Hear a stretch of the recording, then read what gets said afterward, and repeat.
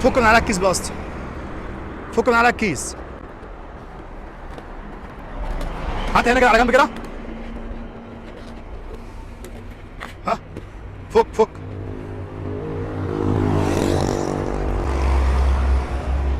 مفيش اي هبوط نهائيا في المرتبه اهي بفضل الله اهي.